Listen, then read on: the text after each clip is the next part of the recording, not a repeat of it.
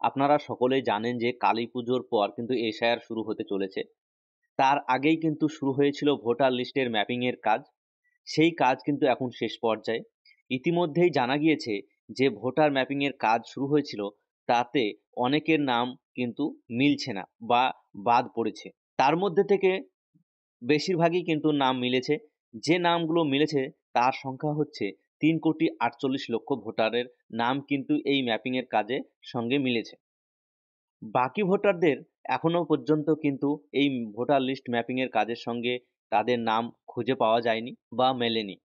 তো যাদের এই ম্যাপিং এর মাধ্যমে নাম মিলেনি বা খুঁজে পাওয়া যাচ্ছে না, তাদেরকে কি কি কাগজ দেখাতে হবে বা তাদের নাম কি ভোটার লিস্ট থেকে কেটে দেওয়া হবে কিনা এবং এসআইআর এর সময় তাদের কি কি কাগজ দেখাতে হবে, এই সব বিষয় নিয়ে কিন্তু ভিডিওতে বিস্তারিত জানানো হবে।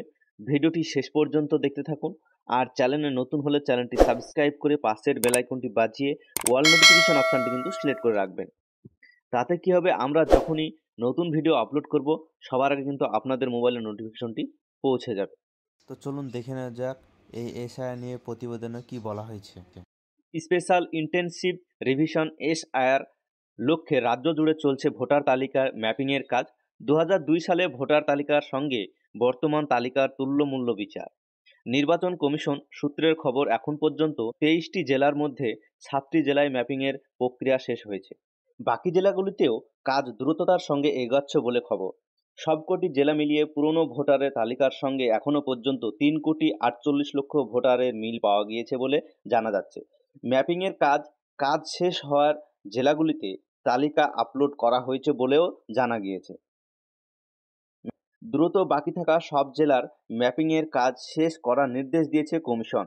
2002 সালে যখন রাজ্যের এসআইআর হয়েছিল, তখন গোটা প্রক্রিয়াটি হয়েছিল হাতে কলমে। তখন কিন্তু আপনার অনলাইন ছিল না। অনলাইন বা কম্পিউটারের মাধ্যমে কাজ করার কোনো অবকাশ ছিল না। এবার পুরো প্রক্রিয়াটি হচ্ছে আপনার অনলাইনে। তাই জেলা শাসকদের সঙ্গে সমন্বয় রেখে এই কাজ করার জন্য একজন অতিরিক্ত সিআইও স্তরের কর্মকর্তাদের নিযুক্ত করা হতে পারে বলেও খবর। 2002 সালে ভোটার তালিকার সঙ্গে বর্তমান তালিকা 2025 সালের যে তালিকা, সেই তালিকার এখন পর্যন্ত যতজন ভোটারের মিল পাওয়া গিয়েছে তাদের কোনো সমস্যা থাকছে না। এখানে যেটা বলা হচ্ছে যে আপনাদের 2002 সালে ভোটার লিস্টে যাদের নাম আছে, সেই নাম কিন্তু 2025 সালেও যাদের নাম আছে তাদের কিন্তু কোনো সমস্যাই হবে না। কারণ তারা 2002 সালেও ভোট দিয়েছে এবং 2025 সালেও ভোট দিয়েছে। সেই কারণে ডাইরেক্ট 2026 সালে ভোটার লিস্টে কিন্তু তাদের নামটি উঠে যাবে এবং তাদেরকে কোনো প্রমাণ দেখাতে হবে না। প্রাথমিকভাবে 15ই অক্টোবরের মধ্যে গোটা রাজ্যে ম্যাপিংয়ের কাজ শেষ করার লক্ষ্যমাত্রা দেওয়া হয়েছিল। তাতে দেখা যাচ্ছে 7টি জেলা ছাড়া বাকি জেলাগুলোর এখনো কম বেশি কিছু কাজ বাকি রয়ে গেছে। এদিকে দুর্যোগে ক্ষতিগ্রস্ত উত্তরবঙ্গের জেলাগুলিতে তুলনামূলকভাবে সমন্বয়ের মধ্যে অনেকটা কাজ এগিয়ে নিয়েছে নির্বাচন কমিশন। যদিও ওই জেলাগুলির ক্ষেত্রে ম্যাপিংয়ের কাজ শেষ করার সময়সীমা আগেই বৃদ্ধি করা হয়েছিল। যে 7টি জেলায় ম্যাপিংয়ের কাজ শেষ হয়েছে, সেই সব জেলার শতাংশ বিচারে যে মিল পাওয়া গিয়েছে তা হলো ঝাড়গ্রামে 51.36%, পশ্চিম মেদিনীপুর 62.94%, কালিম্পং 65.27%, আলিপুরদুয়ার 53.73%, পুরুলিয়া 61.29%, কলকাতার উত্তর 55.35%, মালদা 54.49%। এই শতাংশ হারে কিন্তু প্রত্যেক জেলায় কিন্তু যে ম্যাপিংয়ের ভোটার লিস্টের ম্যাপিংয়ের কাজ হয়েছিল, সেই ম্যাপিংয়ের কাজের মিল কিন্তু এই শতাংশ হারে মিল পাওয়া গিয়েছে। কমিশনের এক কর্তার মতে, গত 23 বছর কলকাতা শহর অঞ্চলে দ্রুত নগরায়নের জনসংখ্যা বৃদ্ধির কারণে এই ম্যাপিংয়ের কাজ দেরি হচ্ছে। বিপুল সংখ্যক কলকাতা থেকে অন্যত্র স্থানান্তর হয়েছে, পাশাপাশি এই অন্য রাজ্যে। তো এই যে আপনার কলকাতায় কিন্তু অনেক জায়গার মানুষ এসে এখানে বসবাস করে এবং এখানে বিশাল ঘিঞ্জি পরিবেশ। সেই কারণে কিন্তু কলকাতার আপনার যে ম্যাপিংয়ের কাজ সেটা দেরি হচ্ছে, এক কর্মকর্তা তিনি জানিয়েছেন। যাই হোক, আপনারা দেখতে পেলেন যে কত শতাংশ ভোটারের ম্যাপিংয়ে 2002 সালের সঙ্গে 2025 সালে মিলছে এবং কত শতাংশ বাদ যাচ্ছে। যারা বাদ যাচ্ছে তাদের মধ্যেও কিন্তু যারা মৃত ব্যক্তি তারাও থাকতে পারে। এখন কথা হচ্ছে যাদের ২০০২ সালে ভোটার লিস্টে নাম নেই বা মিলছে না বা ম্যাপিংয়ের সঙ্গে কিন্তু নাম ম্যাচিং হয়নি, তাদেরকে কি করতে হবে? কি কাগজ দেখাতে হবে? তো এখন কথা হচ্ছে যারা ২০০২ সালে ভোটার লিস্টে নাম নেই, তাদের মূলত নির্ভর করছে তাদের জন্ম তারিখের উপর। আপনার যদি জন্ম তারিখ ১/৭/১৯৮৭ সালের আগে হয়ে থাকে, তাহলে আপনাকে কি কাগজ দেখাতে হতে যদি আপনি ১/৭/১৯৮৭ সালের আগে জন্মগ্রহণ করেন, অথচ আপনার ২০০২ সালে ভোটার লিস্টে নাম না ভোটার লিস্টে নাম না থাকলে আপনাকে যে ১১টি ডকুমেন্টসের কথা বলা হয়েছে, সেই ডকুমেন্টসের মাধ্যমে যেকোনো একটি ডকুমেন্টস আপনাকে দেখাতে হবে। দ্বিতীয় নম্বর বলা হয়েছে ১/৭/১৯৮৭ সাল থেকে ২/১২/২০০৪ সালের মধ্যে যাদের জন্ম হয়েছে, এখানে নিজের এবং বাবা-মায়ের যেকোনো একটি ডকুমেন্টস দেখাতে হবে।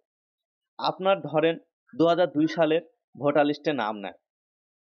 আপনার জন্ম ১৯৯০ সালে বা ১৯৮৭ সালে বা ২০০০ সালে। তাহলে আপনাকে কি ডকুমেন্টস দেখাতে হবে? আপনার যদি বাবার নাম যদি ২০০২ সালে থাকে, তাহলে আপনার বাবার কোনো ডকুমেন্টস দেখাতে হবে না এবং আপনার ডকুমেন্টস কিন্তু যেকোনো একটি ডকুমেন্টস আপনাকে দেখাতে হবে। আর যদি আপনার বাবার ২০০২ সালে ভোটার লিস্টে নাম না থাকে, তাহলে যে ১১টি লিস্ট দেওয়া হয়েছে আপনাকে ডকুমেন্টের লিস্ট, সেই লিস্ট থেকে কিন্তু বাবা-মায়ের যেকোনো একটি ডকুমেন্টস দেখাতে হবে। ৩ নম্বর হচ্ছে ২/১২/২০০৪ সালের পর ভারতে জন্মগ্রহণ করলে আপনাকে কি কাগজ দেখাতে হবে? নিজের এবং বাবা-মায়ের ১১টি ডকুমেন্টসের মধ্যে যেকোনো একটি ডকুমেন্টস দেখাতে হবে। বাবা-মায়ের যদি ২০০২ সালে ভোটার লিস্টে নাম থাকে, তাহলে আপনাকে কোনো বাবা-মায়ের ডকুমেন্টসের লিস্ট দেখাতে হবে না। শুধু আপনার যেকোনো একটি ডকুমেন্টস দেখাতে হবে। এই যে ১১টি ডকুমেন্টস, সেই ডকুমেন্টসগুলি আপনার কি ডকুমেন্টস সেগুলো কিন্তু আমি স্ক্রিনে দিয়ে দিচ্ছি। যে ১১টি লিস্টের কথা বলা হয়েছে, যে ডকুমেন্টস ১১টি ডকুমেন্টসের কথা বলা হয়েছে, সেটি আপনাদেরকে স্ক্রিনে দেওয়া হলো। দেখুন, ১ নম্বর হচ্ছে সরকারি পেনশনের নথি, ২ নম্বর হচ্ছে আপনার ব্যাংক বা পোস্ট অফিসে দেওয়া নথি, ৩ নম্বর হচ্ছে সরকারের দেওয়া যেকোনো একটি পরিচয়পত্র, ৪ নম্বর voter card, Aadhaar card, PAN card, driving licence এইগুলোর মধ্যে যেকোনো একটি, ৫ নম্বর হচ্ছে পাসপোর্ট, ৬ নম্বর হচ্ছে আপনার জন্ম শংসাপত্র অর্থাৎ জন্ম সার্টিফিকেট, ৭ নম্বর হচ্ছে ডোমোসিল সার্টিফিকেট বা ডোমোসিল শংসাপত্র, ৮ নম্বর হচ্ছে মাধ্যমিক, উচ্চ মাধ্যমিক বা কলেজ শংসাপত্র বা সার্টিফিকেট, ৯ নম্বর হচ্ছে আপনি তপশিলি, ওবিসি, এসটি, এসসি, ওবিসি তপশিলি শংসাপত্র, ১০ নম্বর হচ্ছে বন অধিকারী শংসাপত্র, ১১ নম্বর হচ্ছে আপনার জাতীয় নাগরিকপঞ্জি বা এনআরসি যেখানে চালু হয়েছিল সেইখানকার একটি ডকুমেন্ট। এই সমস্ত ডকুমেন্টসের মধ্যে যেকোনো তো আপনাদের সামনে কিন্তু পুরো বিষয়টা তুলে ধরার চেষ্টা করলাম। তো আজকের মতন এই পর্যন্ত ভিডিওটি যদি ভালো লাগে অবশ্যই একটি লাইক করবেন এবং চ্যানেলে নতুন হলে চ্যানেলটি সাবস্ক্রাইব করে পাশের বেল আইকনটি বাজিয়ে দেবেন। আর যদি ফেসবুক থেকে দেখেন তাহলে পেজটি আপনি ফলো দিয়ে রাখবেন। তো দেখা হচ্ছে নেক্সট পরবর্তী ভিডিওতে।